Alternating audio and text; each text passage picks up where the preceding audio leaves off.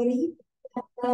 Acara akan diambil alih oleh moderator. Dan moderator kita pada siang hari ini adalah Bapak Koko Hermanto, SSI MSC. Kepada Bapak Koko Hermanto, SSI MSC, saya persilakan. Baik. Terima kasih.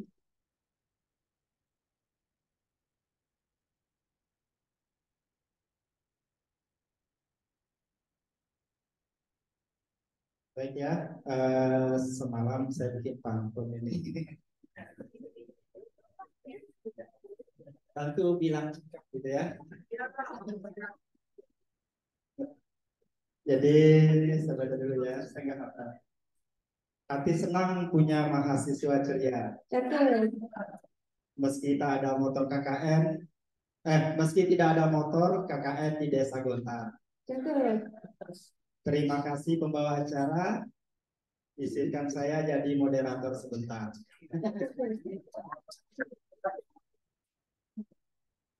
Bisa ya? Lagi satu. Hati senang punya dosen statistika. Terima kasih.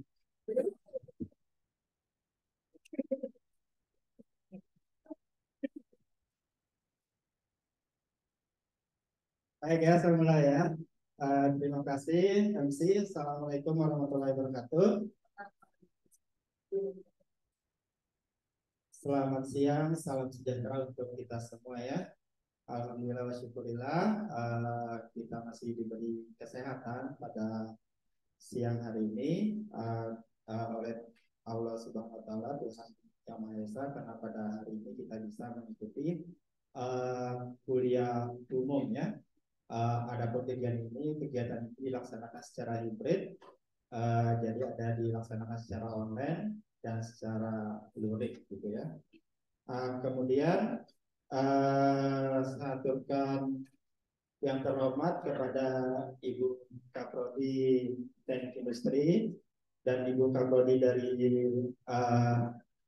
Teknik Industri UTS dan manajemen dari ST5. Kemudian ada rekan-rekan dosen juga dari Teknik Industri serta dari ST5 dan juga mahasiswa yang saya banggakan. Nah, jadi di sini sebenarnya ini adalah jam mata kuliah dari MK Statistika 2 ya. Nah, kebetulan kita sesuaikan dengan jadwal tersebut, kita adakan kuliah umum. Nah, kebetulan ini ada teman saya yang kebetulan beliau adalah ahli di bidang statistika. Namanya Ibu Tuti Saliningsi Budi Utami MSc. Mungkin saya minta tolong ke operator, mungkin bisa dibagi dua, mungkin operator pilihnya mungkin bisa dikasih Bu Tuti. Kemudian yang terhormat kepada dibagi dua mungkin Mas sekarang secara hibrid, jadi ada secara online dan secara. Apa kabar Mbak Tuti? Alhamdulillah baik Pak Koko atau Mas Koko nih. Apa kabar? Ketemu lagi kita Mbak Tuti meski lewat Zoom. Iya.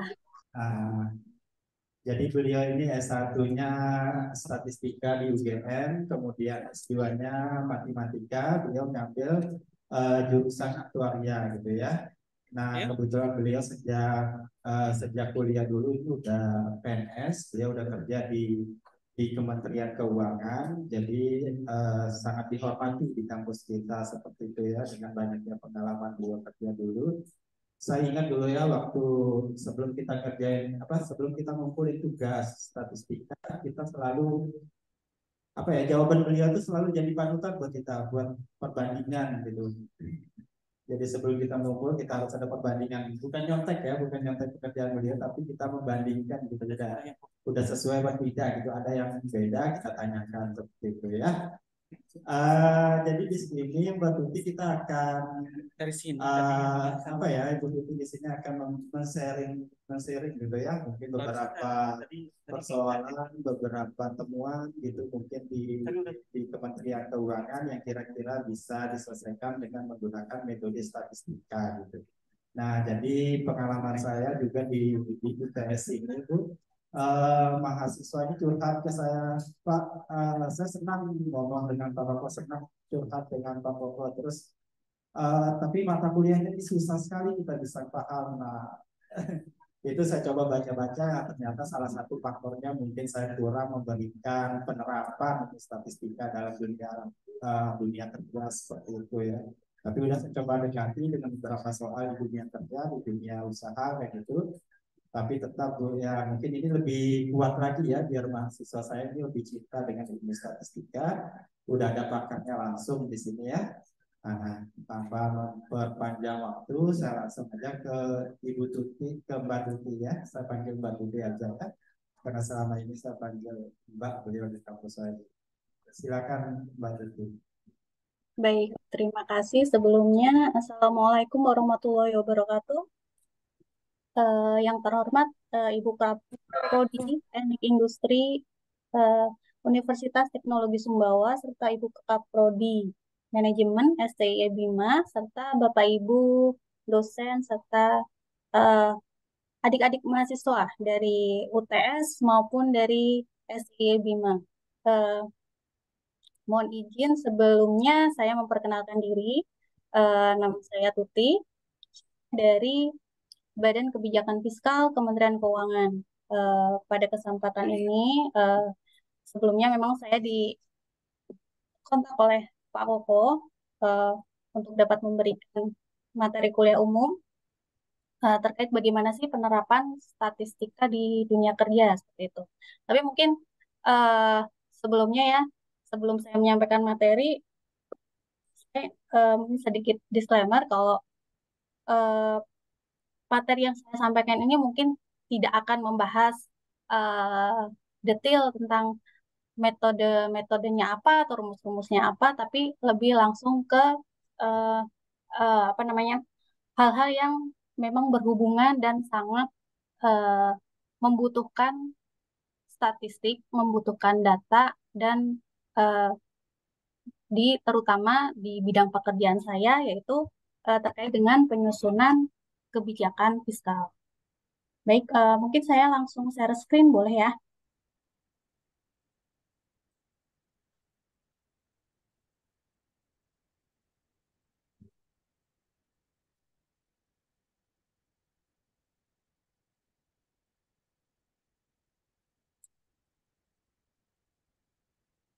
Izin saya mulai, teman-teman sekalian.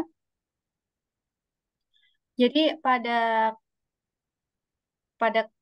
kesempatan di siang hari ini, saya akan menyampaikan terkait dengan bagaimana sih peran statistika eh, dalam penyusunan kebijakan fiskal dan sektor keuangan. Di sini saya akan memberikan sedikit gambaran tentang apa sih sebenarnya kerangka konseptual dan peran kebijakan fiskal itu dalam mendukung perekonomian seperti itu. Nanti teman-teman akan lihat bahwa di sini bahwa memang data, historical data, statistik, semua itu sangat berperan penting dalam pengambilan keputusan dan penyusunan kebijakan. Baik, sebelumnya mungkin saya akan menyampaikan sekilas tentang Badan Kebijakan Fiskal. Eh, Mungkin teman-teman, adik-adik di sini kebanyakan taunya Kementerian Keuangan itu ada hanya DJP atau Direktorat Jenderal Pajak. Tapi sebenarnya Kementerian Keuangan itu eh, luas dan memiliki beberapa unit di antara selain Direktorat Jenderal Pajak dan Direktorat Bea dan Cukai, ada Direktorat Jenderal lainnya dan ada juga Badan Kebijakan Fiskal. Badan Kebijakan Fiskal itu merupakan salah satu unit eselon 1 di Kementerian Keuangan yang memiliki tugas menyelenggarakan perumusan dan pemberian rekomendasi kebijakan di bidang fiskal dan sektor keuangan sesuai dengan ketentuan peraturan perundang-undangan. Nah, dalam menjalankan tugasnya, fungsi yang dilaksanakan BKF, kami biasa menyingkatnya dengan BKF, itu antara lain penyusunan kebijakan teknis, rencana, dan program analisis, terutama di bidang kebijakan fiskal dan sektor keuangan, kemudian pelaksanaan analisis dan pemberian rekomendasi di bidang kebijakan fiskal dan sektor keuangan. Yang ketiga, pemantauan evaluasi dan pelaporan pelaksanaan analisis di bidang fiskal dan sektor keuangan, serta pelaksanaan administrasi organisasi di badan kebijakan fiskal itu sendiri.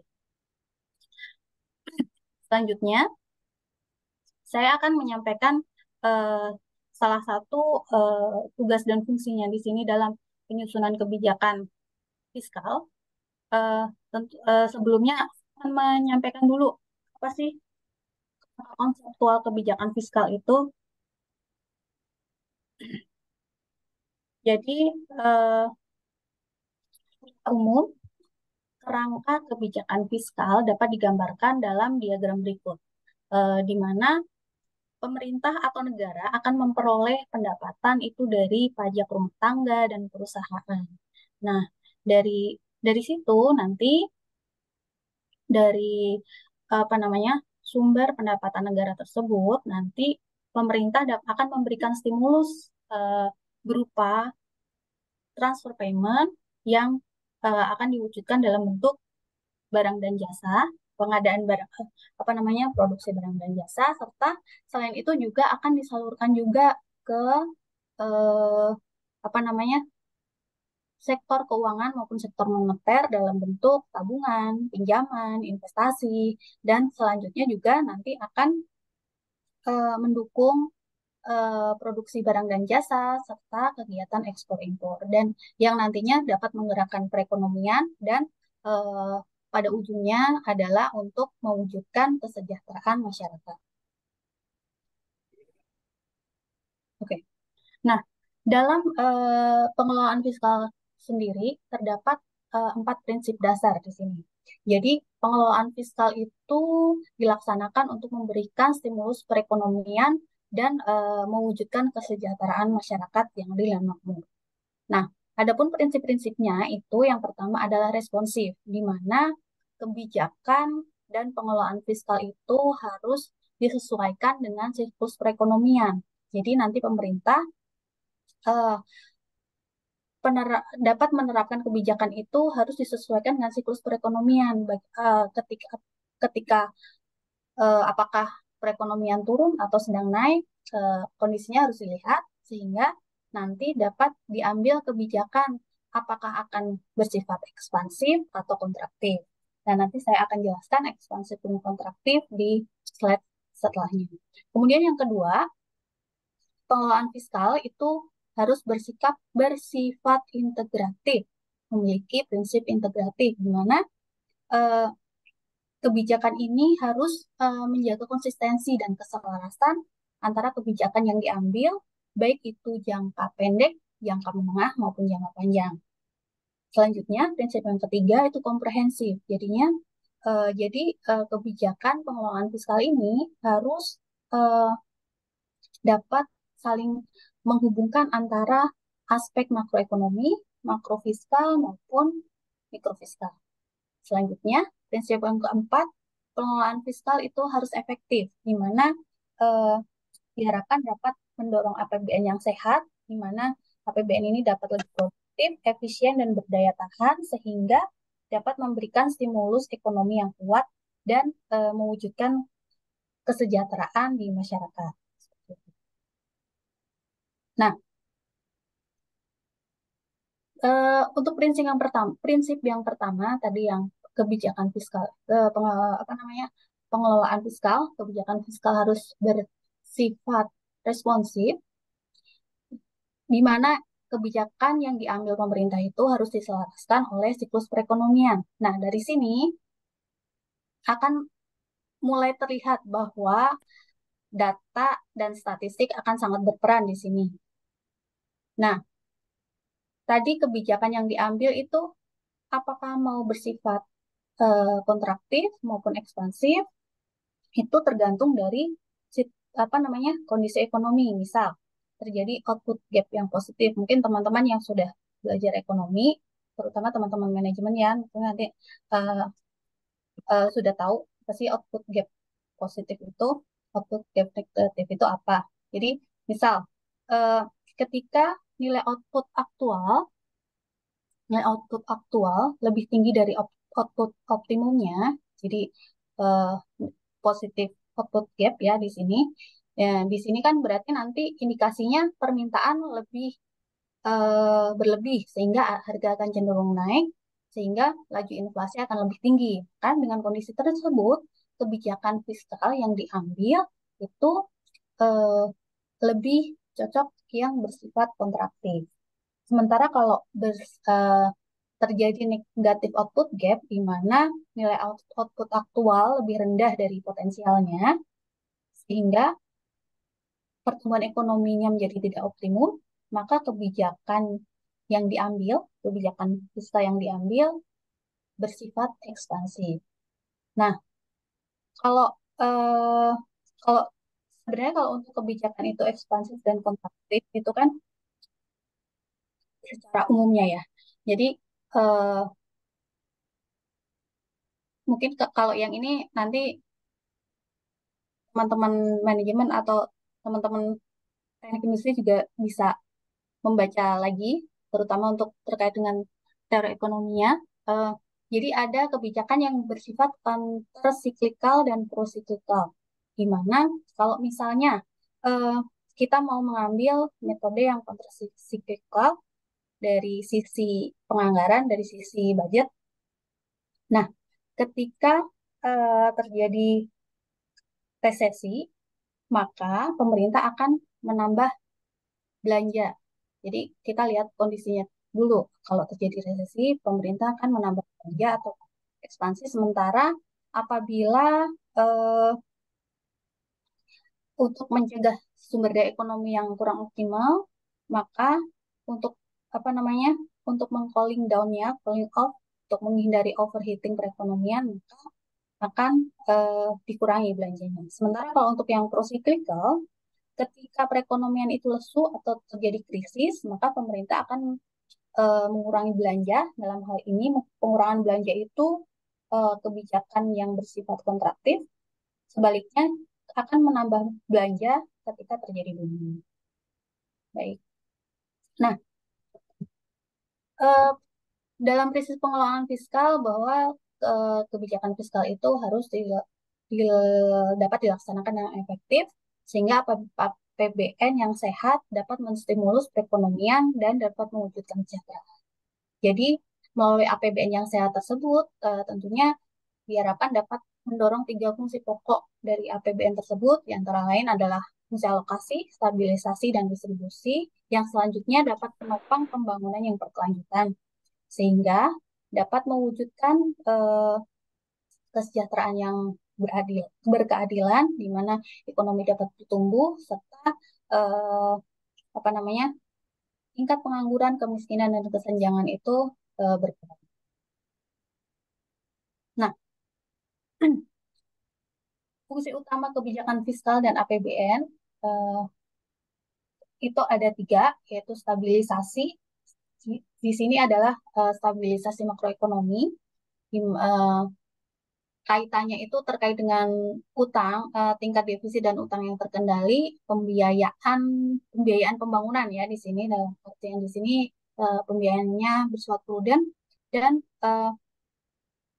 terdapat mitigasi risiko bencana dan pengembangan sumber daya terbarukan serta penguatan fiskal buffer. Penguatan fiskal buffer itu biasanya dari sektor keuangan, misalnya perbankan, pasar modal, asuransi dan sebagainya.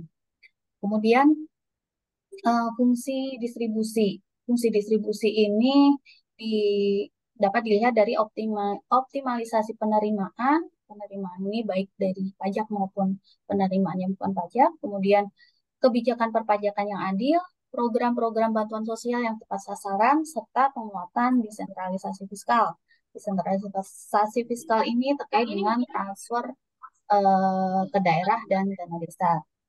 Sementara untuk fungsi alokasi di sini APBN dialokasikan untuk belanja yang berkualitas, produktif dan dapat mendukung pembangunan dan diprioritaskan untuk belanja infrastruktur dan sumber daya manusia serta penyediaan layanan publik yang memadai.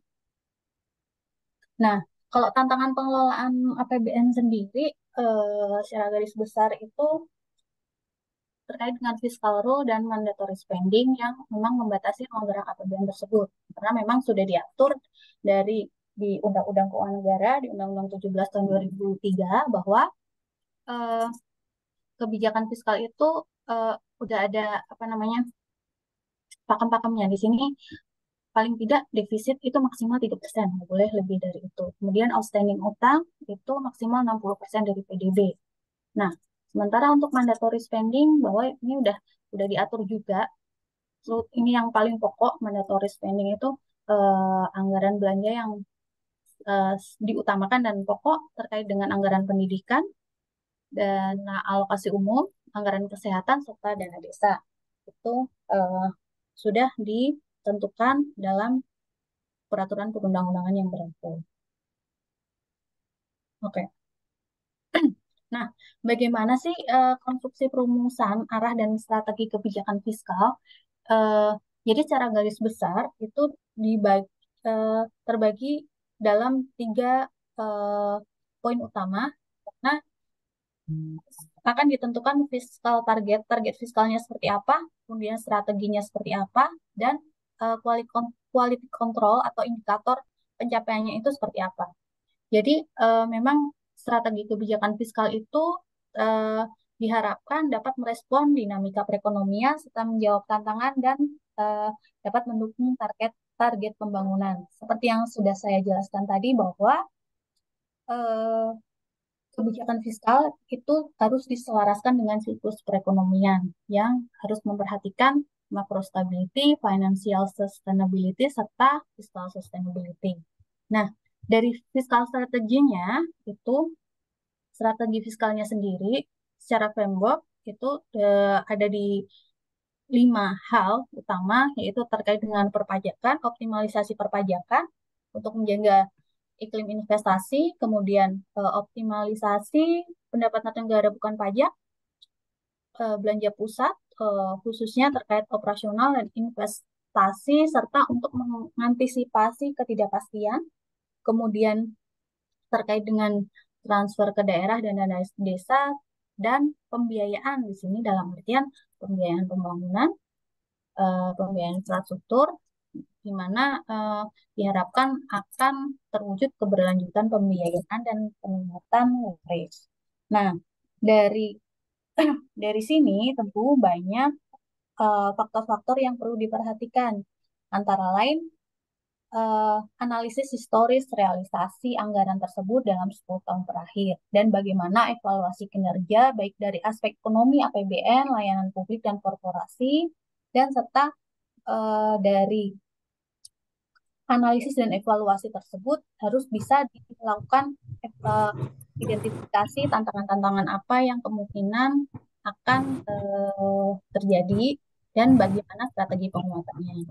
Nah, sementara untuk pengukurannya sendiri, di sini tentunya harus harus memperhatikan beberapa hal, antara lain asumsi makro, di sini terkait dengan pertumbuhan, inflasi, kurs serta harga minyak atau ICP. Dan selain itu juga dihubungkan dengan target pertumbuhan serta eh, data-data terkait demografi maupun ketenaga kerjaan. Nah, bagaimana untuk indikator quality control-nya? Dia dikemas menggunakan kemasan plastik. Fungsi kalau misalnya dia tidak menggunakan cuma kayak apa aja, bisa.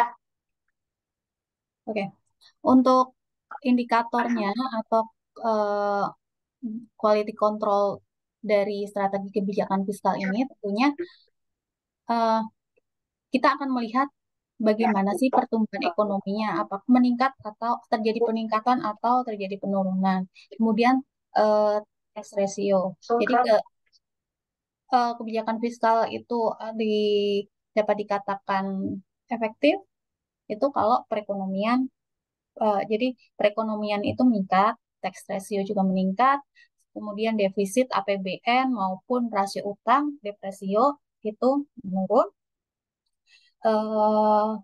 Apa namanya? Tingkat suku bunga juga menurun. Selain itu juga untuk primary balance current budget balance itu positif. Nah, sekarang saya akan ke fungsi menjelaskan masing-masing dari fungsi dari APBN. Nah, ini nanti akan terlihat betapa pentingnya data, historical data, dan statistik yang dapat mendukung untuk penyusunan kebijakan tersebut. Nah, fungsi APBN yang pertama tadi adalah fungsi stabilisasi. Nah, yang paling terasa terkait dengan pelemahan ekonomi dan pemulihan ekonomi adalah ketika kemarin terjadi pandemi COVID 2019, di mana perekonomian nasional bahkan perekonomian global mengalami penurunan. Nah, di sini kebijakan fiskal itu sangat memiliki peran penting dalam pemulihan ekonomi nasional di Indonesia.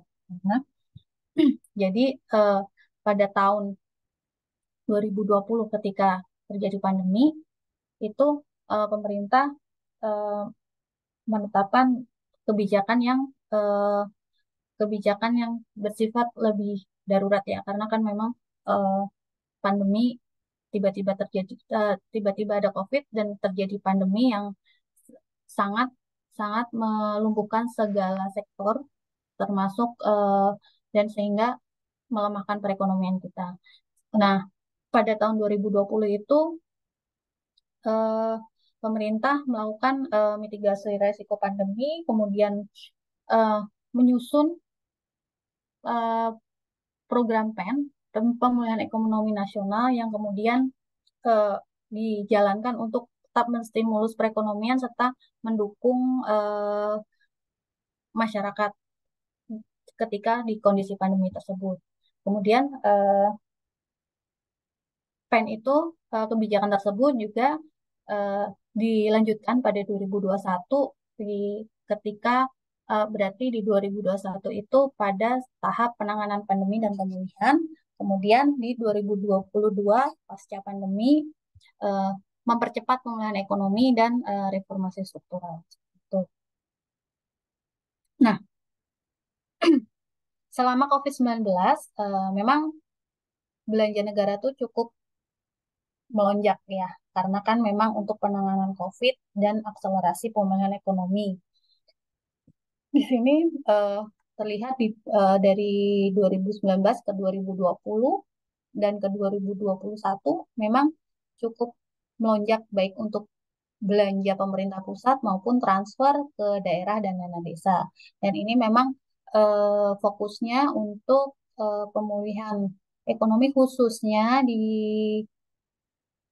paling banyak di sektor kesehatan karena memang untuk penanganan COVID terutama di tahun 2020. Nah, kemudian subsidi energi dan kompensasi cukup melonjak tinggi dan di sini APBN sebagai stabilisator. Di sini memang harus historical data dari sebelum-sebelumnya memang menjadi penting karena untuk tetap menjaga perekonomian itu stabil. Jadi untuk memberikan subsidi maupun kompensasi juga tidak harus memperhatikan persentase terhadap GDP maupun yang lain-lain, antara lain hal-hal yang mempengaruhi itu terkait dengan harga minyak dan nilai tukar atau kurs. Jadi secara garis besar ketika terutama pada mulai tahun 2017, 2018 dan seterusnya itu kan memang dalam rangka menjaga daya beli masyarakat dan mendukung pemulihan ekonomi, pemerintah itu meningkatkan belanja subsidi energi dan kompensasi. Di sini peningkatan subsidi dan kompensasi itu dipengaruhi oleh apa saja? Kenapa bisa begitu? Itu dipengaruhi karena memang tingginya ICP, harga minyak, dan volume BBM yang bersubsidi dan nilai tukar. Nah, data ini sangat penting untuk menetapkan, oh subsidi ini perlu ditingkatkan loh, kok subsidi energi dan kompensasi perlu ditingkatkan loh, dengan melihat uh, terkait harga minyak. Teman-teman di sini kan bisa melihat ya, yang dari 2009, 2010, kemudian dan seterusnya itu kan meningkat. Sementara kurs juga, kurs terhadap kurs rupiah terhadap dolar juga meningkat. Jadi memang tidak serta merta apa namanya, pemberian subsidi itu terutama subsidi energi maupun kompensasi BBM waktu itu tidak serta merta diberikan tanpa memperhatikan hal ini. Ini diantaranya seperti itu. Jadi subsidi energi dalam bentuk BBM, LPG maupun subsidi listrik serta kompensasi energi. Nah, terkait dengan eh, apa namanya, kebijakan ketika sebelum maupun sudah pandemi, pemerintah sebelumnya pemerintah menerapkan kebijakan kontrasiklikal, dan memang terlihat dari data di sini sangat prudent dan efektif, di mana ketika kalau dilihat dari defisit fiskal sebelum pandemi kan eh, rendah ya, masih cukup rendah di minus 1,8. Tapi ketika tahun 2020, ketika pandemi itu terjadi, turun sangat signifikan di minus 6,1. Tapi kemudian pasca pandemi, ketika ekonomi mulai pulih, di 2021 mulai berkurang, dan di akhir 2022 juga sudah mulai menguat, dari defisitnya pun berkurang. Hal tersebut juga terlihat dari rasio utang pemerintah.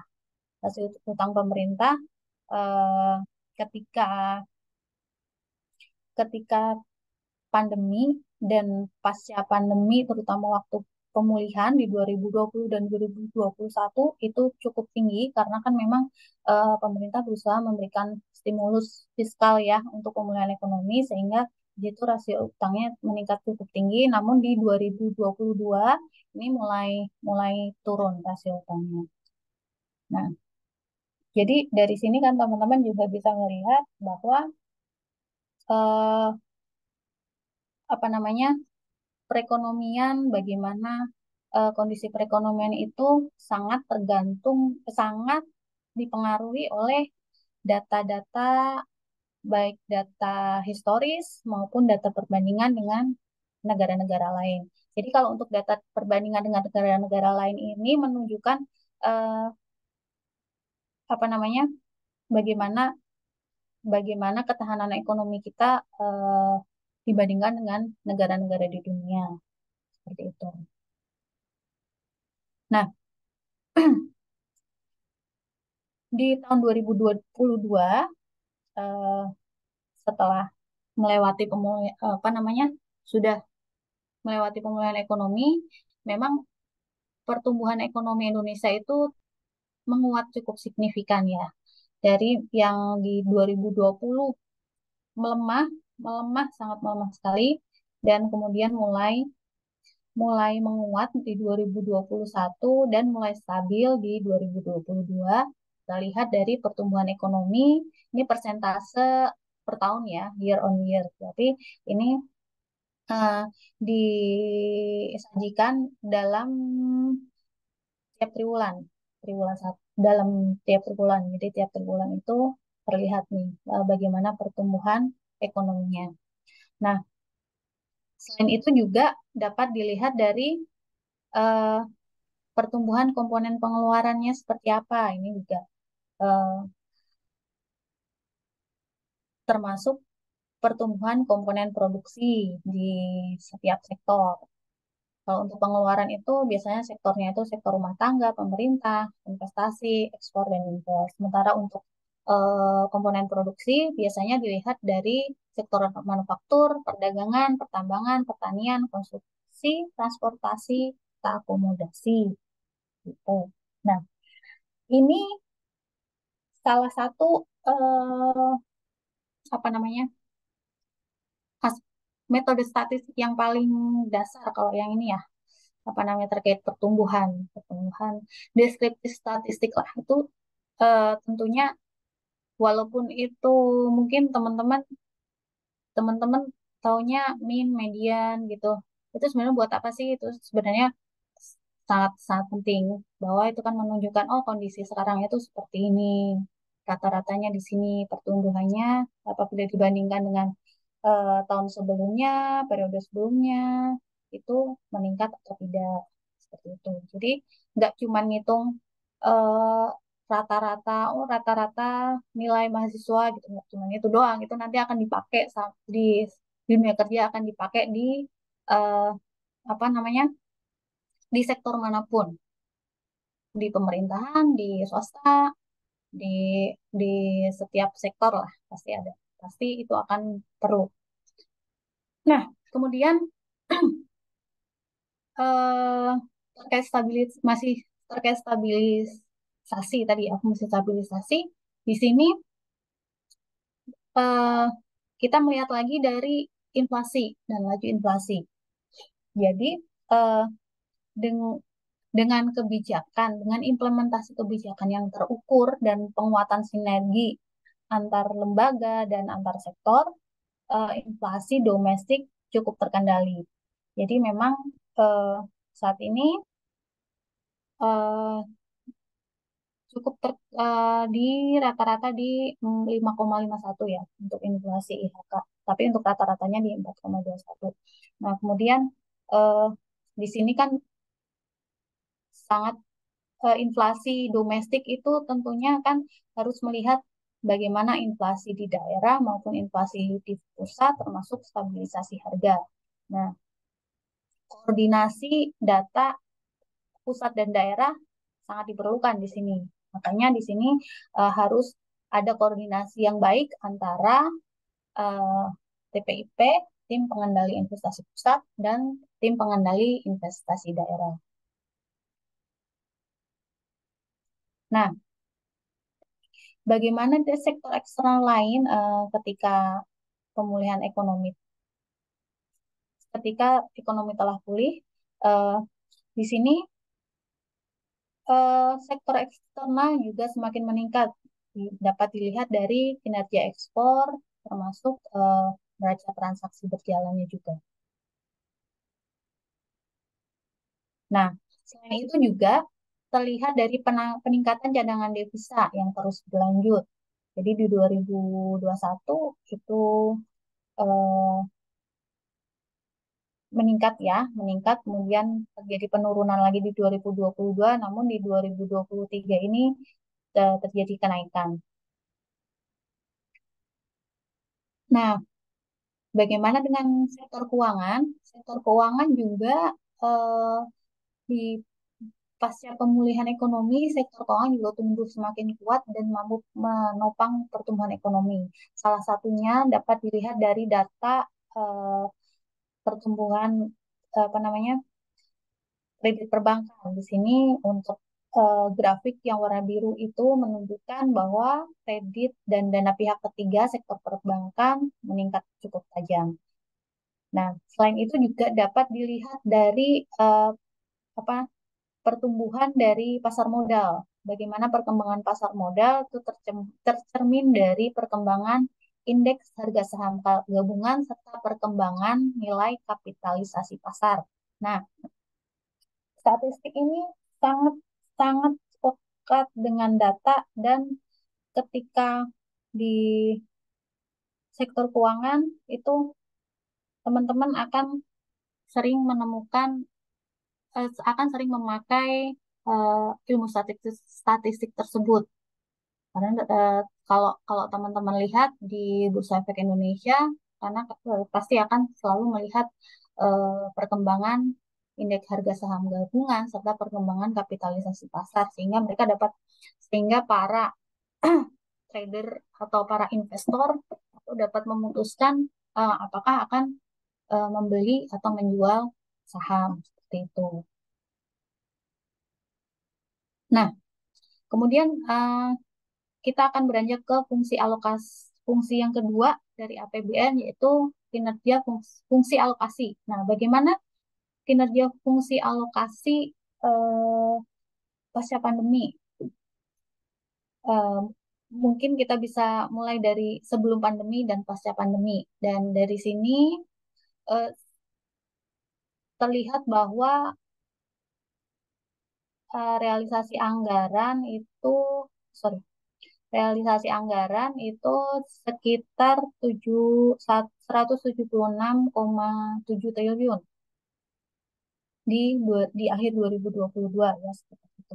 Nah, eh, memang 2000 di 2020 kan program PEN itu eh, memang salah satunya difokuskan pada kesehatan. Makanya ketika di 2020 dan terutama di 2021 di masa pemulihan itu anggarannya cukup besar ya dari PEN itu sendiri. Tapi untuk anggaran kesehatan ini meliputi untuk apa namanya subsidi untuk penerima bantuan iuran untuk program jaminan kesehatan nasional, termasuk untuk mengcover klaim COVID-19, termasuk juga untuk uh, memberikan memberikan dana dana alokasi khusus fisik ke daerah-daerah.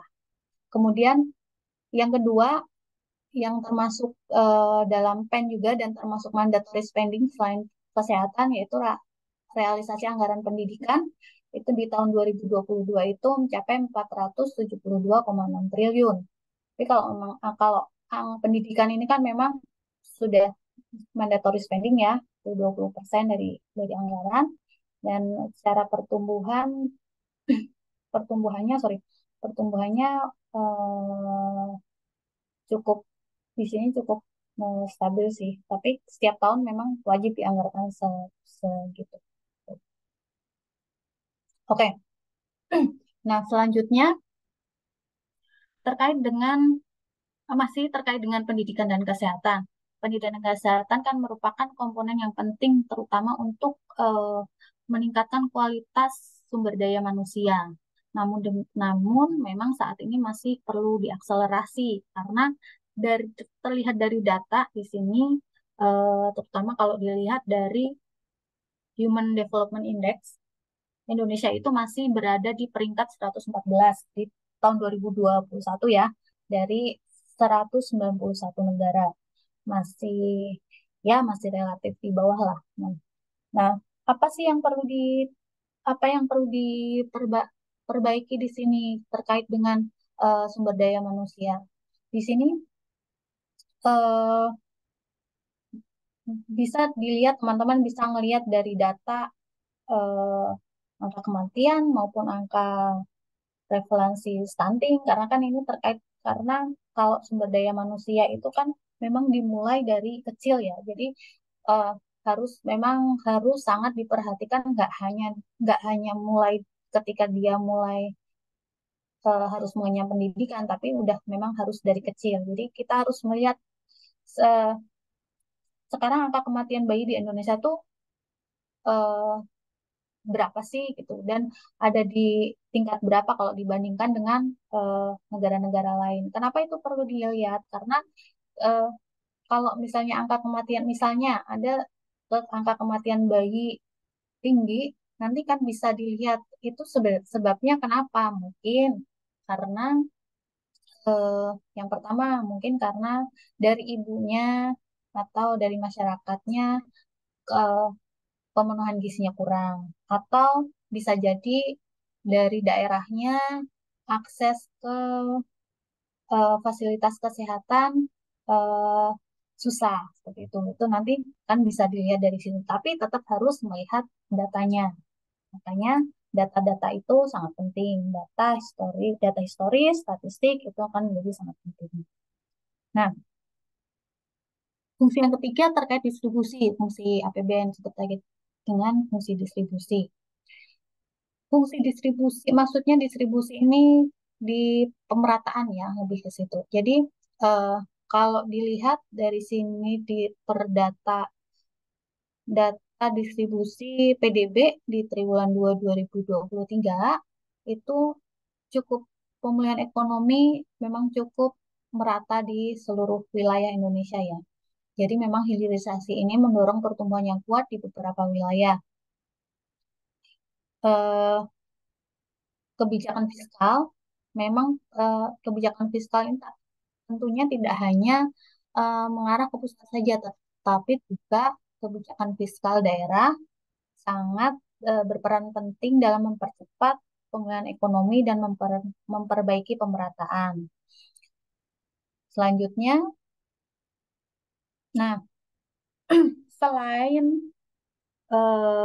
tadi terkait dengan kesehatan dan pendidikan, juga eh, perlindungan sosial juga menjadi poin penting untuk menjaga daya beli masyarakat, pengentasan kemiskinan, serta untuk meningkatkan kesejahteraan.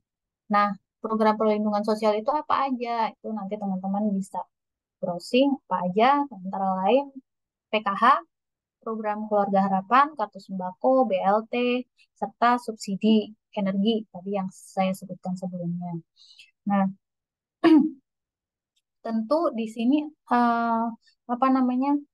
Sekali lagi saya tekankan bahwa data di sini akan menjadi sangat penting karena untuk melihat apakah memang anggaran tersebut diberikan sudah tepat sasaran, kemudian apakah anggaran tersebut di- digunakan secara efektif dan apakah dapat sudah memenuhi target, misalnya apa namanya dengan diberikan anggaran perlindungan sosial segini, misalnya dari tahun misalnya kita lihat nih dari 10 tahun ke belakang telah ada anggaran perlindungan sosial sebesar ini. Nanti dari situ kita bisa melihat apakah ada penurunan angka kemiskinan di masyarakat. Seperti itu. Nah, selain itu juga terkait dengan transfer ke daerah. Di sini itu untuk mengurangi kesenjangan antar daerah ya, terutama kesenjangan antara pusat dan daerah serta antar daerah. Ada yang daerah yang memang kalau misal yang paling kelihatan nih Pulau Jawa. Pulau Jawa kan memang eh, paling paling mudah untuk mengakses segala hal ya. Mungkin akan berbeda dengan Pulau Kalimantan, Sulawesi atau mulai di Papua. Nah, dana transfer ke daerah maupun dana desa ini memang ditujukan untuk mengurangi kesenjangan tersebut. Nah, untuk melihat gap, apakah ada pengurangan gap yang signifikan antar pusat dan daerah atau antar daerah sendiri, tentunya data realisasi, data historis setiap tahun itu menjadi sangat penting untuk apa namanya melihat apakah eh, realisasi anggaran itu efektif eh, diberikan, sudah tepat sasaran atau belum. Seperti itu. Dan selain itu juga eh, tren pertumbuhan transfer ke daerah ini juga eh, dapat mempengaruhi hal-hal lain, misalnya eh, apa namanya dapat dipengaruhi atau mempengaruhi hal lain, misalnya terkait dengan harga komoditas, karena setiap daerah beberapa daerah atau setiap daerah itu ada yang memiliki komoditas khusus atau eh, apa namanya biasanya menggunakan komoditas tertentu memang yang khusus di situ. Mayoritas di daerah A menggunakan komoditas satu atau di daerah B menggunakan komoditas dua, itu kan nanti akan terpengaruh juga. Nah, selain itu juga fungsi distribusi, tadi distribusi perlindungan sosial maupun transfer ke daerah dan lain-lain itu nanti kita juga secara keseluruhan dapat melihat bagaimana sih eh, pendapatan neto per kapita Indonesia itu. Nah, di sini kalau dilihat saat ini Indonesia sudah kembali masuk ke upper middle income country di tahun 2022. GNI Kapita Indonesia meningkat sekitar 9,8% dan menjadi milestone yang penting nanti untuk mewujudkan visi Indonesia Maju di 2045. Nah, dari sini teman-teman bisa melihat nih, di sini kan selain data realisasi, apabila kita mempunyai target di tahun 2045, misal kita punya target GNI per kapitanya sekitar 30 ribuan. Nah, untuk mencapai itu kira-kira apa yang perlu dilakukan? Misalnya salah satu kalau berdasarkan World Bank nih ya, pemerintah tuh perlu melakukan reformasi struktural dan transformasi ekonomi secepatnya. Kemudian selain itu juga laju pemulihan ekonomi juga harus diperkuat. Selain itu juga perlu adanya penguatan kualitas SDM. Nah, ini nanti juga ada indikator-indikatornya. Dan setelah kita menentukan indikator tersebut, kita bisa melakukan proyeksi ke depannya kira-kira eh, Indonesia dapat mencapai nilai GNI seperti apa. Nah, proyeksi forecasting itu merupakan salah satu eh, apa namanya hal yang dipelajari juga di statistika. Kalau di ekonomi biasanya kalau terkait dengan proyeksi nanti lebih terkait dengan ekonometri. Ekonometri nanti kaitannya dengan time series, misalnya seperti itu. Karena kan akan memerlukan data historis dari sebelum-sebelumnya untuk dapat memproyeksi data ke depan. Nah, di yang lain lagi di sini. Nah, pertumbuhan terkait dengan pemulihan dan pertumbuhan ekonomi, bagaimana kaitannya dengan apa namanya ketenaga kerjaan maupun demografi, itu kita juga bisa melihat bagaimana hubungannya bahwa kalau eh, dari data ini pemulihan pertumbuhan ekonomi yang berkualitas itu mampu menurunkan pengangguran dan kemiskinan. Kalau dari data di sini terlihat bahwa di tahun 2014 sampai 2019 itu lapangan kerja itu ada sekitar 17,9 juta orang. Kemudian terjadi penurunan di tahun 2020 itu terutama akibat pandemi, dan kemudian setelah ada pemulihan ekonomi di 2021 dan 2022 angka penganggurannya eh, cukup menurun juga seperti itu. Selain itu kalau dari tingkat kemiskinan, kita bisa melihat seperti tadi yang saya jelaskan sebelumnya, kita bisa melihat efektivitas dan efisiensi dari program perlindungan sosial yang diberikan. Nah, apakah program perlindungan sosial yang diberikan itu sudah efektif, sehingga di sini efektivitasnya salah satunya itu dapat dilihat dari menurunnya angka kemiskinan serta dari Gini rasionya seperti itu. Oke, mungkin secara garis besar contoh apa namanya contoh isu-isu atau hal-hal yang sangat memerlukan data dan memerlukan peran statistika terkait dengan perekonomian, terkait dengan kebijakan fiskal uh, sudah saya sampaikan. Mungkin cukup sekian dulu. Kalau ada pertanyaan, uh, dipersilahkan. Mungkin saya kembalikan lagi ke moderator. Silakan Pak Koko. Terima kasih.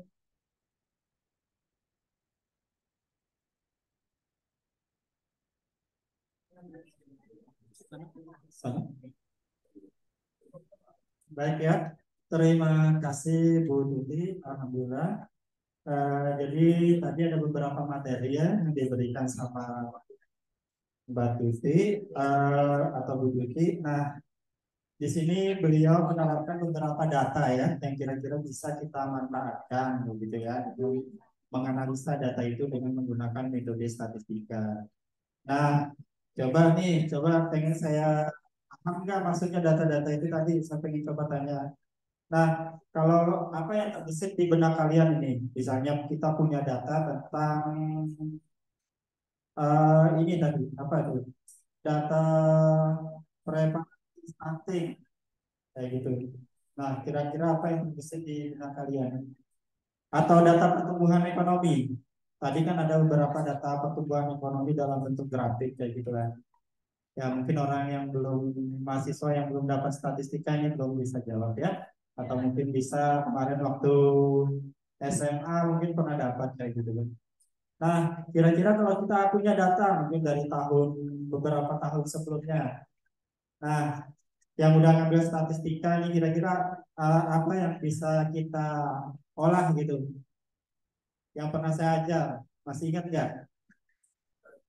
Kira-kira siapa?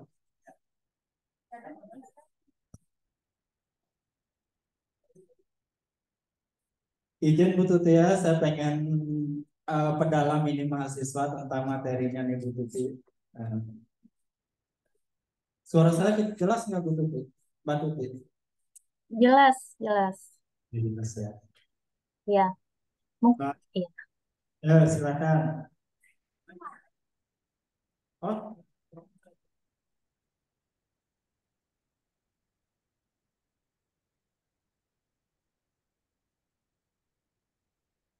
Baik, Assalamualaikum warahmatullahi wabarakatuh. Waalaikumsalam warahmatullahi. Sebelumnya, terima kasih untuk waktu yang telah diberikan kepada saya. Izin memperkenalkan diri, nama saya Rifki Arifdiansa dari Angkatan 2020. Terkait dari pertanyaan yang disampaikan oleh Pak Koko Hermanto tadi, saya menjawab itu bisa dilakukan peramalan, Pak, dari data yang telah ada sebelumnya. Jadi dari data sebelumnya bisa kita tentukan nanti untuk eh, ke tahun berikutnya 1 atau 2 tahun berikutnya gitu Pak. Itu jawaban dari saya Pak. Terima kasih.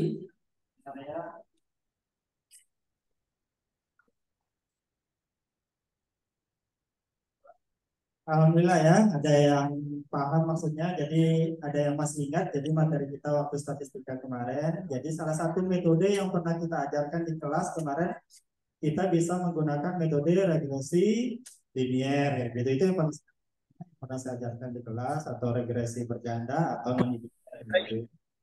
Nah, kira-kira lagi, tadi ada saya temukan data sebelum dan setelah COVID. Nah, kira-kira apa yang bisa kita teliti di situ? Kira-kira apa hipotesa yang bisa kita ambil? Data apa ya? Data pertumbuhan, data defisit fiskal sebelum dan setelah terjadinya defisit. Nah, kira-kira apa hipotesa yang bisa kita ambil dari kasus itu?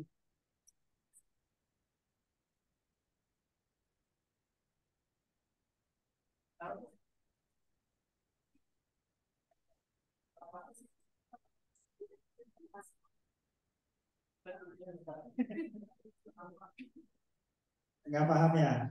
Karena kan kita udah pelajari tentang hipotesa, jadi kita pengen menganalisa apakah terjadi peningkatan defisit fiskal setelah terjadinya COVID. Nah, itu bisa dijadikan hipotesis gitu ya. Apakah tidak terjadi peningkatan defisit fiskal sebelum terjadinya COVID. Nah, itu bisa dijadikan hipotesis kayak gitu ya. Itu contoh sederhananya ya. Nah, kemudian tadi ada data tentang reparasi stunting. Nah, kita udah pelajari tentang regresi linier kemarin, atau mungkin selanjutnya regresi linier berganda gitu ya. Kita bisa menganalisa apa pengaruh dari stunting gitu ya. Kita bisa mendekati dengan menggunakan statistika gitu ya. Nah, jadi tadi disebutkan salah satu pemateri kita tadi mungkin salah satu faktornya adalah kondisi dari desanya. Kemudian desanya mungkin jauh dari rumah sakit. Nah, itu tadi yang saya dengar dari pemaparan beliau ya. Nah, kita bisa itu jadi topik penelitian kita ya. Analisa stunting, faktor-faktor apa yang menyebabkan gitu ya. Nah, itu bisa kita dekati dengan menggunakan regresi berganda. Itu sederhana ya. Baik, kira-kira ada pertanyaan lagi? Pertanyaan? Untuk dari teman-teman yang online, kita boleh nanya ya. Teman-teman dari ST5, teman-teman dari sini juga boleh nanya, silakan. Untuk yang pertama kita berapa pertanyaan yang Mbak Tuti? Untuk yang pertama. Yang pertama mungkin 2 pertanyaan dulu nggak apa-apa. Ya. Ayo, 2 pertanyaan dulu, satu dari Zoom meeting, satu dari sini boleh ya? Ada lagi yang lain? Ayo dah, maju sini Mas.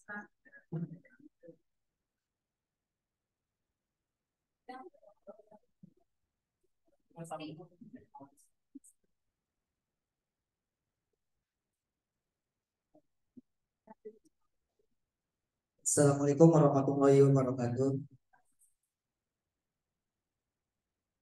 Mohon izin Ibu Tuti.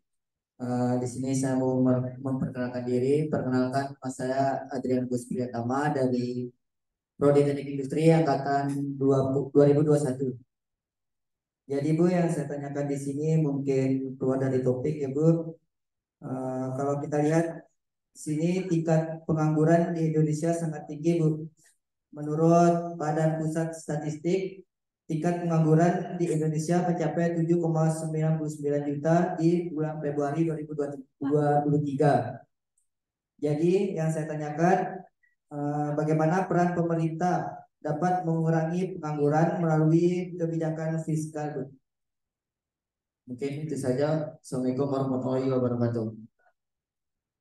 Waalaikumsalam warahmatullahi. Rekan-rekan mahasiswa dari ST5 ada?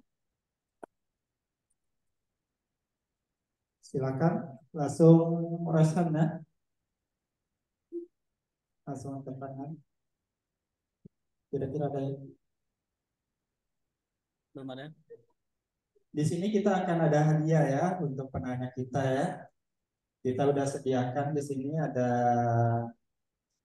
5 hadiah ya untuk penanya untuk 5 orang, dan untuk ST5 kita juga akan kirim hadiahnya untuk penanya ya. Jadi kita persilakan rekan-rekan mahasiswa dari ST5 Prodi Manajemen.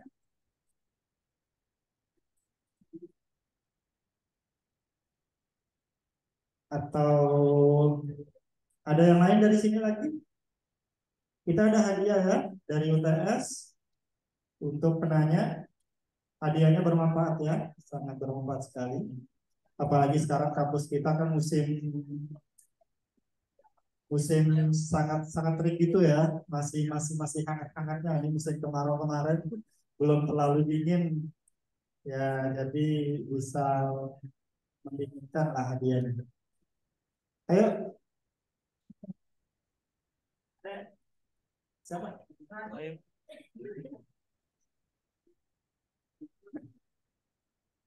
Ayo silakan. Juan, mau Juan? Farhan? Ya Farhan.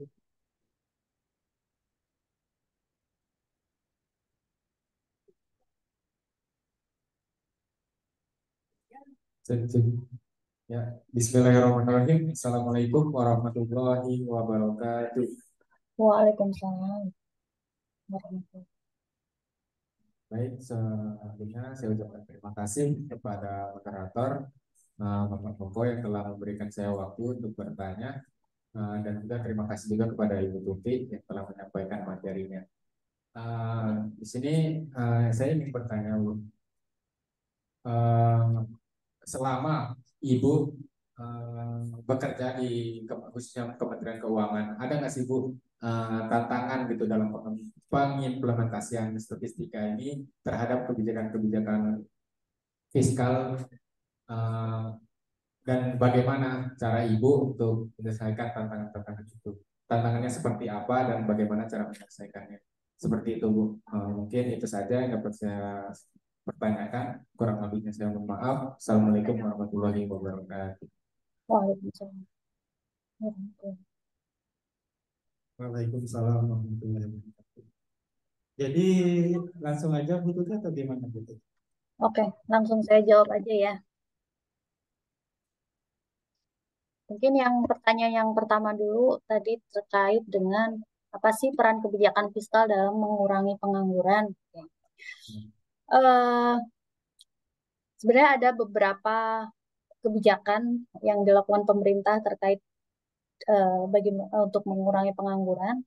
Mungkin teman-teman pernah mendengar di antaranya ya, mungkin teman-teman pernah mendengar yang namanya jaminan kehilangan pekerjaan atau yang biasa disebut JKP dan kartu prakerja. Itu dukungan salah satu wujud dukungan pemerintah yang saat ini uh, sudah sedang dan masih diterapkan sampai saat ini, yaitu terkait dengan jaminan kehilangan pekerjaan. Kalau jaminan kehilangan pekerjaan ini ditujukan untuk para pekerja yang mengalami pemutusan hubungan kerja. Jadi ketika mereka apa namanya mengalami PHK, eh, mereka akan mendapat jaminan kehilangan pekerjaan di sini berupa eh, ada beberapa manfaat di sini berupa uang tunai itu untuk apa namanya untuk menyokong kehidupan dia sampai dengan dia mendapatkan pekerjaan. Namun di sini apa namanya ada dibatasi sampai kalau nggak salah 3 atau 6 bulan. Selain itu juga di sini di jaminan kehilangan pekerjaan tersebut juga diberi uh, para pekerja yang terkena PHK ini diberikan akses untuk mendapatkan pelatihan dan untuk apa namanya mendapatkan informasi dan disalurkan ke pekerjaan yang baru.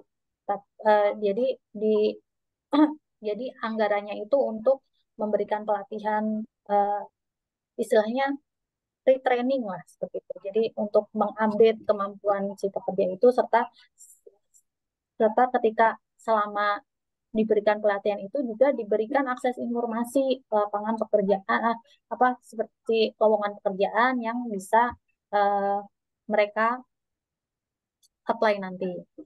Kemudian yang kedua tadi kartu prakerja. Kartu prakerja ini juga nanti teman-teman juga bisa browsing apa itu kartu prakerja. Di situ kartu prakerja itu juga program dari pemerintah ditujukan untuk para warga negara masyarakat yang memang belum mendapatkan pekerjaan. Di situ kartu prakerja itu selain diberikan uang tunai, tapi dalam artian di sini uang tunai itu bukan diberikan secara cuma-cuma ya. Jadi itu tuh memang untuk apa sih kayak membantu mereka selama sebelum mendapatkan pekerjaan, tapi sekaligus memberikan motivasi dalam bentuk itu tadi diberikan akses untuk uh, dalam ke pelatihan kerja serta informasi lapangan kerja seperti itu itu di antara kebijakan-kebijakan pemerintah untuk mengurangi pengangguran. Kebijakan-kebijakan lain tentunya juga ada. Nanti teman-teman bisa browsing. Tapi yang paling paling paling paling apa namanya yang memang langsung pemerintah langsung memberikan apa alokasi anggaran itu memang ke JKP dan apa namanya itu tadi kartu prakerja. Selain itu juga ada kebijakan lain untuk uh, uh, bukan bukan sebenarnya bukan khusus untuk mengurangi pengangguran sih, lebih ke program untuk memberikan kesejahteraan kepada pekerja. Di antaranya ada Undang-Undang Ketenagakerjaan yang memang di situ mengatur hak-hak pekerja uh, baik terkait dengan uh, apa namanya upah maupun nanti terkait dengan hak penghasilan di hari tua maupun ketika mereka uh, sudah tidak bekerja lagi terkait dengan pesangon dan uh, selain itu juga pemerintah juga ada mengatur terkait dengan terkait dengan tabungan hari tua dan pensiun itu untuk kesejahteraan pekerja secara umum itu dituangkan di Undang-Undang Penguatan Sektor Keuangan, seperti itu. Secara garis besar itu. Kemudian pertanyaan yang kedua, tantangan apa yang terutama yang saya hadapi ya ketika menerapkan ilmu statistika dalam bidang pekerjaan saya ketika selama saya bekerja di Kementerian Keuangan. Nah, ini mungkin menjadi tantangan tersendiri kalau di sini, kalau teman-teman di sini kan memang dari program studi manajemen dan teknik industri ya. Kalau setahu saya kalau manajemen dan teknik industri itu selain uh, kalau statistika kan memang itu untuk kayaknya semua program studi akan ada mata kuliah statistika. Tapi kalau untuk teman-teman di manajemen maupun di teknik industri, tentu saja teman-teman pasti nanti juga akan belajar tentang ekonomi makro, ekonomi mikro. Sementara kalau saya pribadi, saya sama seperti Pak Koko, background saya murni dari matematika, dari MIPA, dulu S1 statistik, S2 juga matematik, tapi memang lebih banyak belajar teori matematika dan teori statistika itu sendiri. Nah, bagaimana ketika saya masuk ke dunia kerja, memang cukup kaget juga ketika kebetulan memang saya sebelum di BKF, saya di Badan Pengawas Pasar Modal dan Lembaga Keuangan. Saya tepatnya di Biro Perasuransian. Saya di unit yang melakukan pengawasan terhadap industri asuransi. Nah, di situ sebenarnya memang diperlukan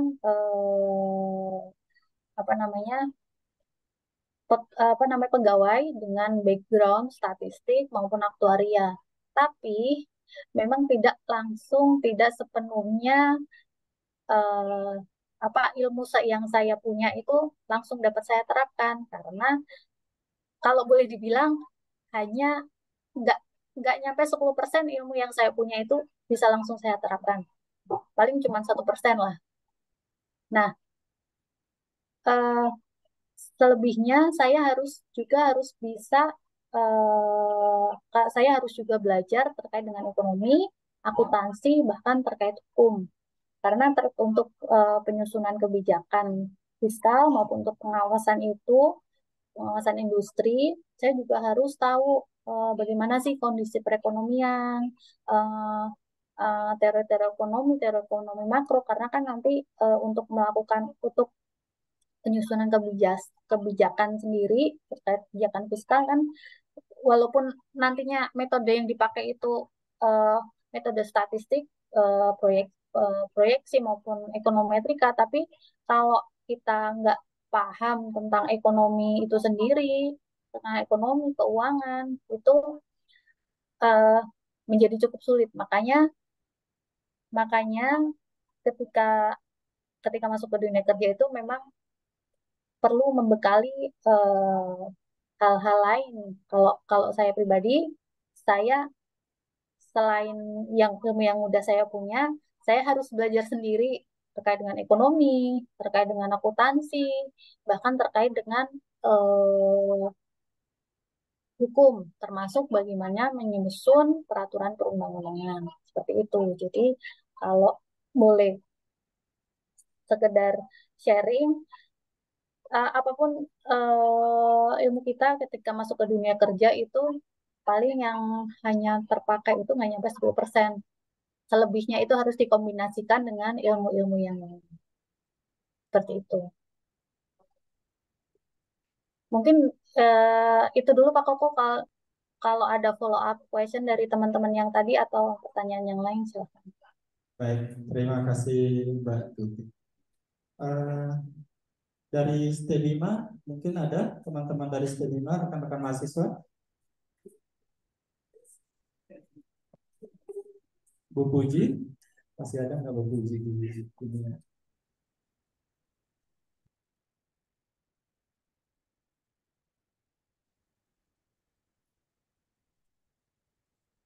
Assalamualaikum Bu Puji. Tadi lupa saya sapa di Zoom Bu Puji. Bu Puji ini Kaprodi dari manajemen listrik. Iya, Pak. Iya. Selamat siang Bu Puji, selamat sore Bu Puji. Iya, Pak Koko. Kira-kira ada yang mau disampaikan Bu Puji?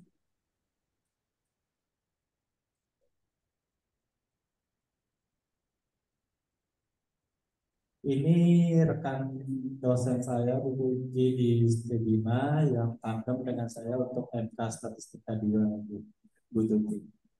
Jadi kita selalu belajarnya gitu dari kolaboratif.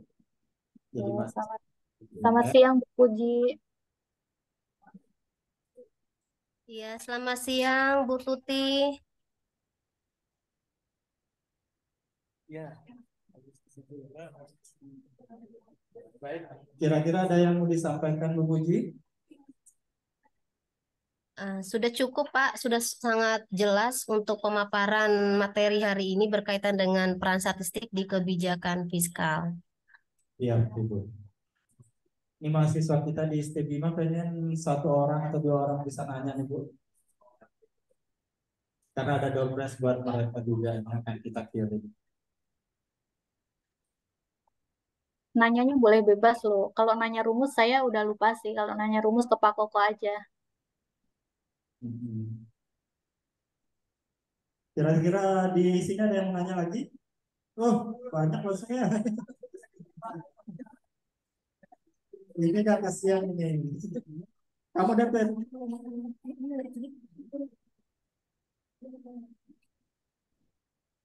Cek. Oke, baik. Bismillahirrahmanirrahim. Assalamualaikum warahmatullahi wabarakatuh.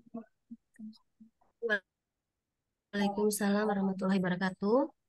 Mohon izin bertanya, Bu, dan mungkin pertanyaan saya ini agak sedikit di luar konteks materi.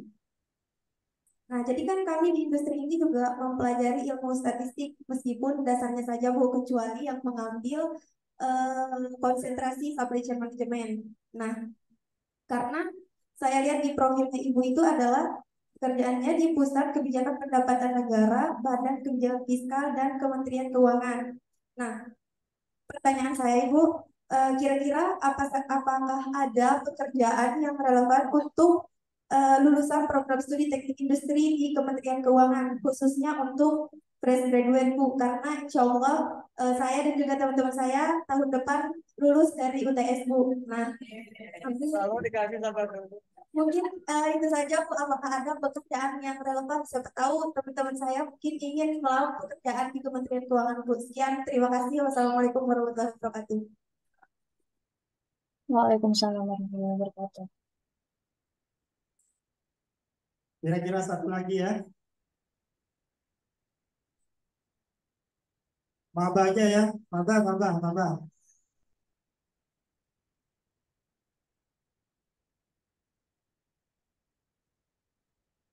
Ini maba. Ayo, mahasiswa baru.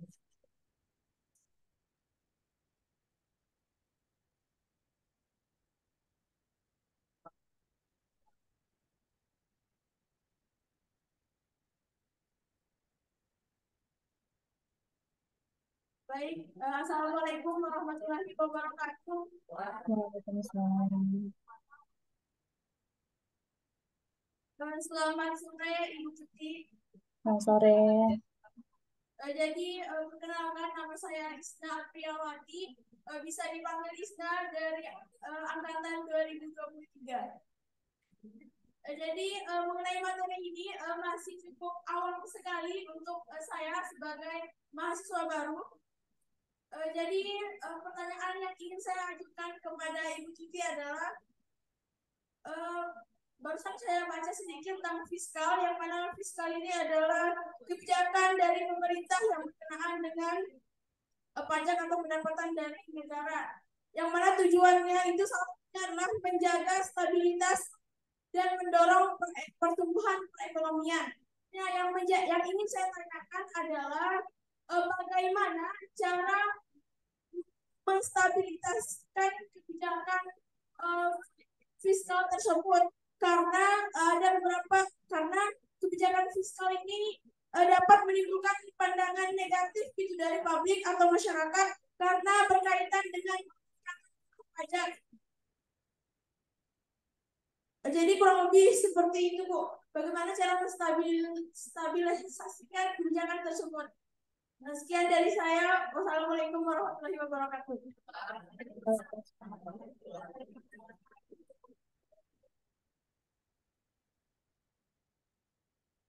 Baik, Bu Tete. Jadi itu tadi ada 2 pertanyaan. Mungkin saya tambah lagi ya, selain industri mungkin ada dari manajemen, mungkin Bu ya, penerapan industri dan manajemen mungkin di keuangan. Karena ada 2 prodi kita di sini. Mungkin itu Bu Tete bisa langsung dijawab. Baik, untuk pertanyaan yang pertama dulu ya. Apakah teknik industri dan manajemen punya prospek untuk bekerja di Kementerian Keuangan? Ada. Ketika saya masuk di waktu itu saya ikut seleksi di tahun 2008. Udah lama ya. Saya ikut seleksi di tahun 2008 dan memang formasi yang ditawarkan itu banyak, termasuk dengan background teknik industri dan manajemen. Kalau manajemen itu tentu saja akan banyak karena kan terkait dengan ekonomi ya, ekonomi manajemen itu akan sangat berkaitan dengan Kementerian Keuangan. Teknik industri juga ada. Saya juga punya teman dengan background teknik industri di Kementerian Keuangan. Nah,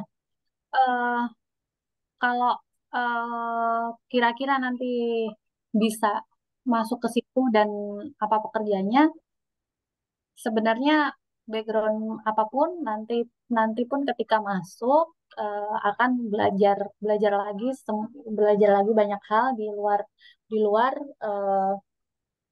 luar eh, ilmu yang kita punya. Tapi mungkin saya sedikit akan menceritakan terkait dengan unit yang saya tempati sekarang di Pusat Kebijakan Pendapatan Negara. Pusat Kebijakan Pendapatan Negara itu tugasnya itu menyusun kebijakan terkait pendapatan negara baik dari kebijakan pajak, eh, kebijakan cukai, bea dan cukai, termasuk dan kebijakan pendapatan negara bukan pajak. Nah, dari pajak ini kan ada dari sisi pajak pertambahan nilai maupun pajak penghasilan secara garis besar itu. Namun yang diatur itu kan nantinya per sektor, misal sektor industri, sektor pertambangan, sektor pertanian, eh, sektor jasa, misalnya sektor jasa keuangan dan lain-lain. Nah, eh, ketika nanti misal ini kita ke sektor pertambangan, ke sektor emas misal seperti itu. Itu ketika kita menyusun kebijakan terkait dengan pajaknya atau nanti tarif cukai untuk tarif ekspor maupun impornya, itu eh, kita juga harus tahu tentang seluruh eh, dan punya pengetahuan terkait dengan emas seperti itu. Atau misal kita mau eh, mengatur tentang pajak atau pajak terkait dengan industri kapal. Di situ untuk menyusun peraturannya kita kita juga harus paham tentang industri perkapalan itu. Jadi seperti itu. Akan sangat terpakai sekali ketika teman-teman yang background teknik industri ini ya, nanti misalnya teman-teman dapat penempatan misalnya di pajak atau di bea cukai atau misalnya di BKF di tempat saya, itu akan sangat terpakai ketika nanti eh, menyusun peraturan kebijakan tadi misalnya terkait perpajakan di yang tadi misalnya di sektor industri, pertambangan, di pertanian eh, bahkan saat ini pun saya juga terlibat terkait dengan penyusunan apa namanya kebijakan pajak terkait pakan ternak, dan itu saya juga harus belajar tentang eh, apa peternakan, pertanian gitu. Jadi harus harus tahu eh, ini kategori apa sih? Misalnya pakan ternak ini kategori yang digiling atau kategori yang ditumbuk seperti itu. Jadi akan sangat terpakai. Tapi kembali lagi seperti yang saya bilang tadi, nanti ilmu yang teman-teman punyai ini tidak tidak hanya terbatas digunakan eh, ilmu itu saja. Teman-teman juga harus mengkombinasikan dengan ilmu lain karena eh, biasanya ilmu yang kita punya, background yang kita punya itu kita hanya terpakai ya sekitar kurang dari 10% lah. Selebihnya harus dikombinasikan dengan ilmu lain. Seperti itu. Tapi kalau untuk ada prospek, ada prospek. Teman-teman saya banyak yang backgroundnya teknik industri.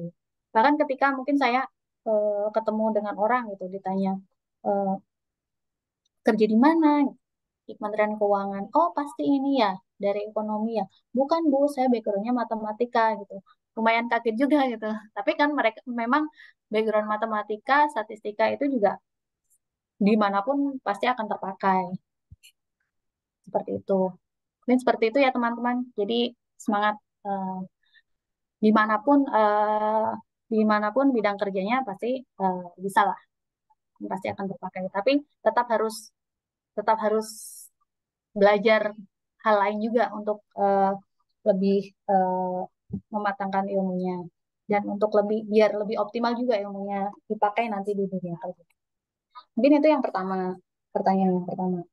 Pertanyaan yang kedua, bagaimana tadi bagaimana menjaga stabilitas, bagaimana kebijakan fiskal itu dapat eh, stabil, bagaimana melihat kestabilan kebijakan fiskal itu, gitu.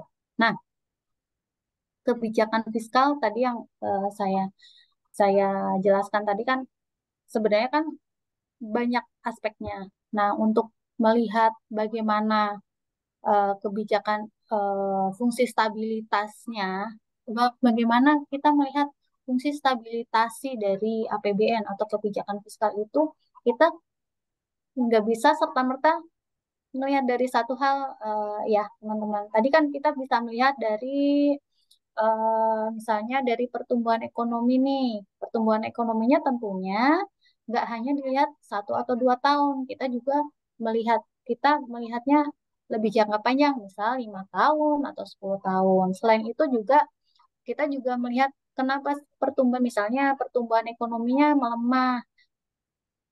Tentunya nggak serta-merta, oh ini eh, karena pengelolaannya kurang prudent atau gimana.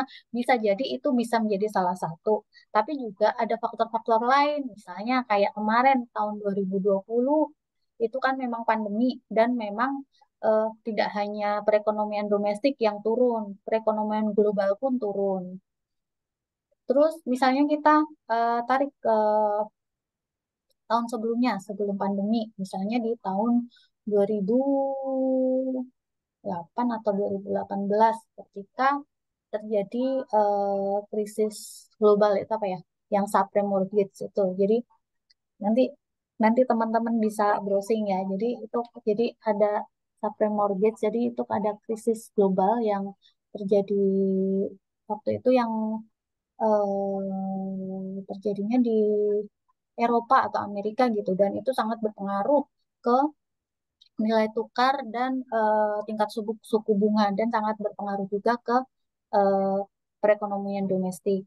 Nah, untuk melihat itu stabil apa enggak sih, selain melihat pertumbuhannya juga kita juga melihat perbandingannya dengan eh, kondisi perekonomian negara lain, karena indikator perekonomian itu tumbuh atau kita resesi atau enggak, kita nggak bisa melihat kondisi kita sendiri. Kita juga harus melihat kondisi perekonomian secara global. Seperti itu. uh, jadi memang harus dilihat dari berbagai aspek. Stabilnya itu dilihat dari apa? Kan tadi tadi sebenarnya saya sudah ini ya sudah sampaikan stabil dari sisi inflasi, bisa dilihat dari inflasinya, kemudian kalau dari apa sektor keuangan kita bisa melihat dari apa pergerakan IHSG-nya seperti apa kayak gitu. Jadi seperti itu. Sebenarnya banyak yang harus dilihat. Menarik sih kalau apa untuk belajar ekonomi itu dan tadi yang tadi angkatan 2023 ya. Seru kalau misalnya meng, apa namanya tertarik mempelajari ekonomi dan di apa dikombinasikan dengan statistik dan ketika statistik dan ekonomi itu nanti akan sangat powerful sih ketika akan terutama nanti bikin proyeksi, bikin apa modeling dan lain-lain itu akan sangat bagus sekali. Jadi uh, uh, banyak inilah banyak baca lah. Saya juga masih belajar kok sampai sekarang. Oke, mungkin itu saja Pak Koko. Baik, terima kasih Bu Tuti. Alhamdulillah, cukup pertanyaan 2 sesi ya. Kebetulan ini kan tadi kita siapkan 5 doorpress tadi ya. Sebenarnya juga kita ada hadiah juga tapi buat yang di Stibina, tapi karena gak ada yang punya, ya jadi kita tutup untuk doorpress yang di Stibina. Mungkin untuk sesi selanjutnya mungkin bagi-bagi hadiah gitu ya. Boleh untuk teman-teman tadi yang maju ada 4 orang, sama 1 yang jawab pertanyaan saya tadi ya. Nah, itu boleh. Jadi ada 5 hadiah dari kita untuk hari ini. 4 orang yang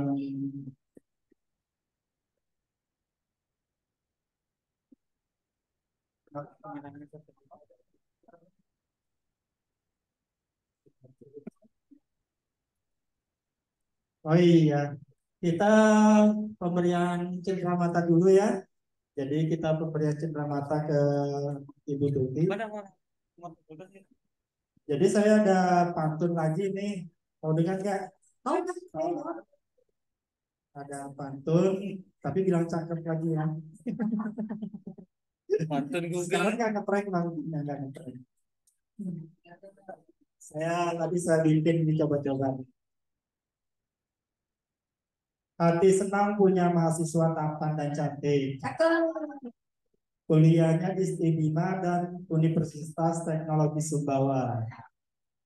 Terima kasih atas ilmunya Mbak Tuti. Ilmunya sangat bermanfaat untuk kita semua.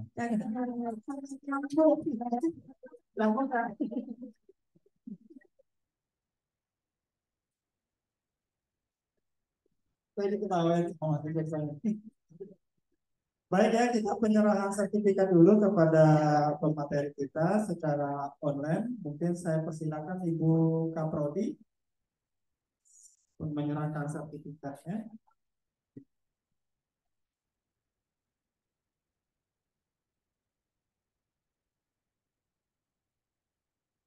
Silakan. Bu Firda aja ya. Yang mewakili sebagai Bu Tuti. Iya.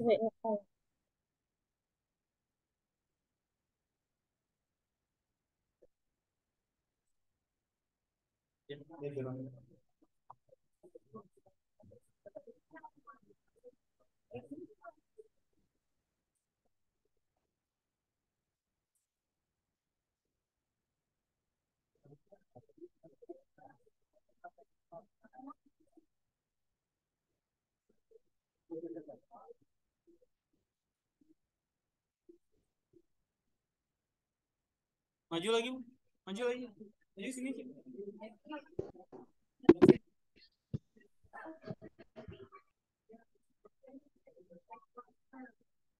Tulis screenshot penyerahan. Baik, penyerahan sertifikat kepada pemateri kita konsisten online. Nanti akan kita kirim Bu Cynthia, saya minta arahan kita dari kampus kita akan kita kirim lebih dulu.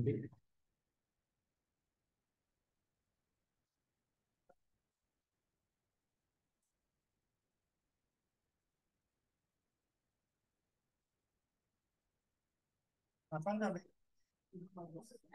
Sini, sini, sini. Kebetulan ada background di tembok itu tuh kita foto pakai background.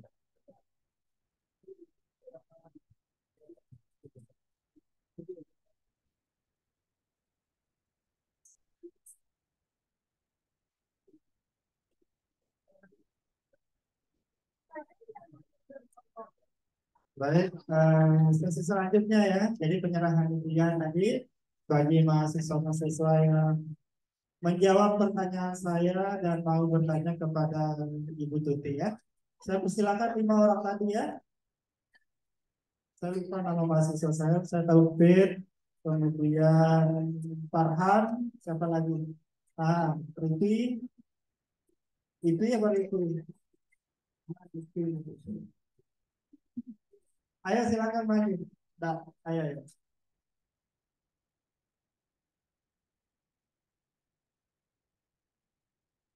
Ibu, Ibu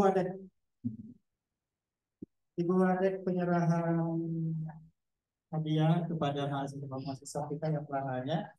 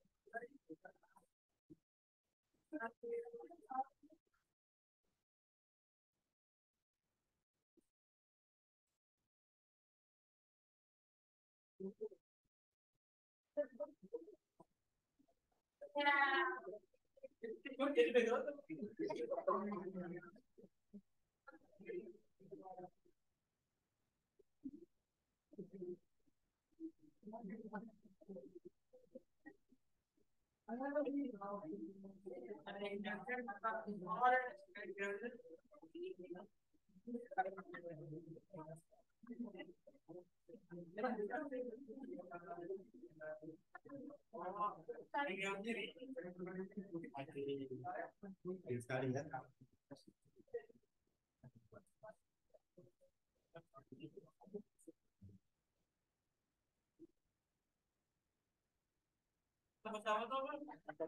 Boleh.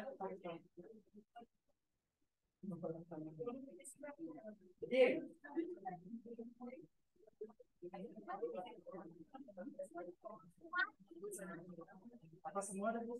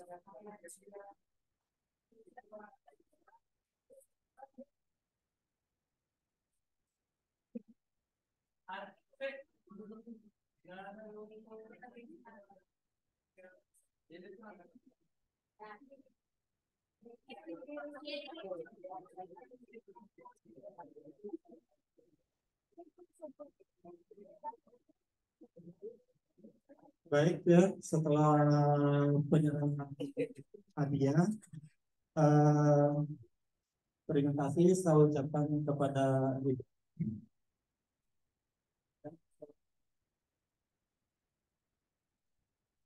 Saya berharap Bu Tuti mungkin kebetulan di kampus kita ada prodi aktuaria, Bu Tuti mungkin bisa juga menjadi pilihan tamu juga buat kita di sini. Karena Ibu Tuti backgroundnya matematika aktuaria gitu ya, mungkin bisa bersharing session di sini di prodi aktuaria, di prodi industri gitu. Karena di sini kita masih awam menyebut tentang aktuaria karena kita tahu bahwa aktuaria ini ilmu yang baru gitu. Indonesia bisa dibilang gitu. Oke, saya harap mungkin nggak online seperti ini bisa kita berjumpa secara langsung gitu. Baik, mungkin itu saja yang bisa saya sampaikan sebagai moderator. Terima kasih banyak. Assalamualaikum warahmatullahi wabarakatuh. Saya lanjut ke pembahasan.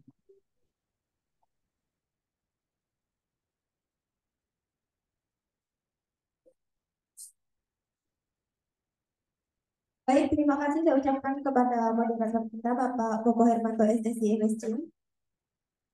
Acara selanjutnya yaitu penutup dan sebelum acara ini ditutup, saya mewakili teman-teman panitia mengucapkan terima kasih kepada seluruh peserta yang telah mengikuti acara ini dari awal hingga sampai selesai dan juga permohonan maaf apabila ada kesalahan kata dan juga perlakuan yang tidak berkenan. Sampai bertemu kembali, saya MC pamit undur diri. Wabillahi taufiq wal hidayah. Wassalamualaikum warahmatullahi wabarakatuh. Waalaikumsalam. Terima kasih. Sama Ibu. Ya, terima kasih semuanya. Mohon izin live ya.